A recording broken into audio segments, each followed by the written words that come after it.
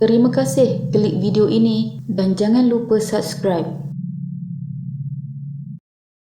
Mana-mana ibu pasti akan menyayangi anak mereka, apatah lagi yang baru dilahirkan. Pasti ditatang bagai minyak yang penuh dan dijaga sebaik mungkin. Hinggakan seekor nyamuk pun pasti takut untuk melintas berdekatan bayi tersebut. Tapi kejadian ini amat berlainan sekali. Bayi yang baru berusia 47 hari yang belum mengenal erti kehidupan telah didera oleh ibu bapanya sehingga mati. Kejam sekali perlakuan mereka. Haiwan pun pandai menjaga anak yang baru dilahirkan. Maka mahu diletakkan di kategori manakah mereka ini yang selayaknya?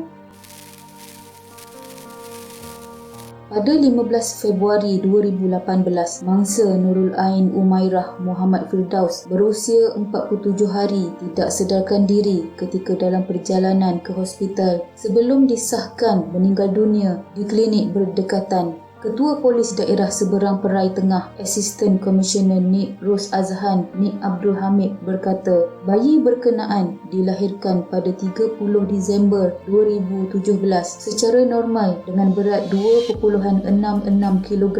Menurut bapanya, mangsa sebelum itu hanya minum sedikit susu dan tidak mahu untuk terus minum. Dia juga mendapati anaknya semakin lemah dan membawanya ke klinik pakar kanak-kanak KS1 di Sungai Rambai di Bukit Mertajam. Menurut bapanya, doktor di situ memberitahu denyutan jantung bayi semakin lemah dan menyuruhnya membawa mangsa ke hospital. Namun dalam perjalanan ke hospital, bapa mangsa mendapati tiada pergerakan pada badan anaknya. Dia dan isterinya kemudian membawa bayi berkenaan ke klinik itu semula sebelum doktor mengesahkan mangsa sudah meninggal dunia. Nik Ros Azhan berkata, mayat mangsa kemudian dibawa ke Hospital Seberang Jaya dan hasil pemeriksaan mendapati terdapat kesan kecederaan serta lebam pada kepala, leher dan kakinya.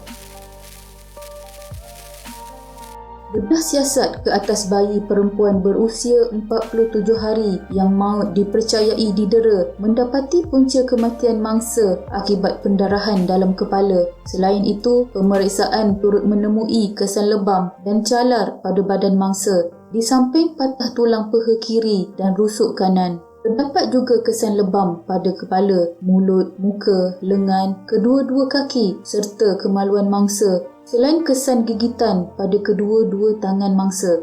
Ketua Polis Daerah Seberang Perai Tengah, Assistant Commissioner Nik Ros Azhan Nik Abdul Hamid berkata, hasil pemeriksaan juga menunjukkan kesan pendarahan yang banyak di bawah kulit kepala dan otak. Organ otak mangsa juga membengkak akibat pendarahan selain kesan kecederaan pada atas bibir. Lain itu, banyak kesan patah dan penyembuhan pada tulang rusuk kiri dan kanan mangsa. Terdapat kesan patah dan penyembuhan pada lengan kanan dan kesan patah baru pada tulang peha kiri. Menurut Nik Ros Azhan Nik Abdul Hamid, kecederaan itu dipercayai berpunca daripada objek tumpul dan keras seperti lantai, dinding dan pintu, termasuk juga perbuatan cubit serta hentakan. Pada 19 Februari 2018, jenazah bayi perempuan berusia 47 hari yang meninggal dunia dipercayai akibat didera Khamis lalu selamat dikebumikan di tanah perkuburan Islam Kampung Tok Panjang, Bukit Mertajam. Jenazah Nurul Ain Umairah Muhammad Firdaus yang selesai dimandi dan dikafan di unit forensik Hospital Seberang Jaya dituntut ahli keluarganya kira-kira jam 3.40 petang. Jenazah dibawa ke rumah keluarganya di Rumah Tok Panjang bagi disembahyangkan sebelum dikebumikan bersebelahan kubur neneknya kira-kira jam 6 petang. Polis mengambil keterangan lebih 15 saksi termasuk ahli keluarga, jiran dan doktor bagi membantu siasatan. Dalam kejadian Khamis lalu, Nurul Ain Umairah dipercayai meninggal dunia akibat didera ibu bapanya sendiri. Laporan bedah siasat pertama mendapati anak bongsu daripada dua beradik itu meninggal dunia akibat pendarahan otak selain ada kesan lebam, calar dan gigitan pada seluruh badan.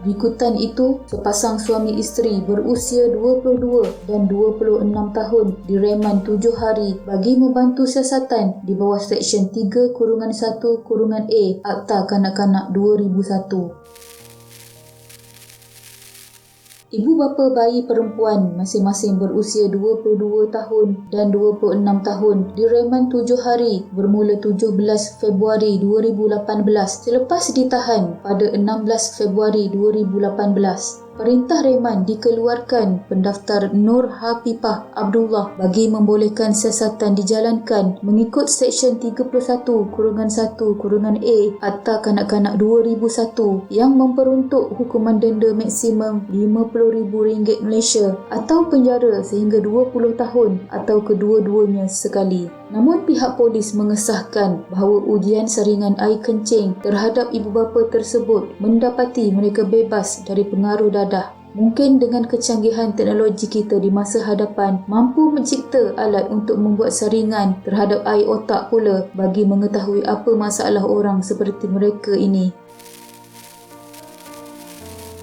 Semoga ibu bapa adik Nurul Ain Umairah diberikan hukuman yang setimpal di atas perbuatan mereka itu. Sama-sama kita sedekahkan Al-Fatihah kepada anak syurga ini. Sekian.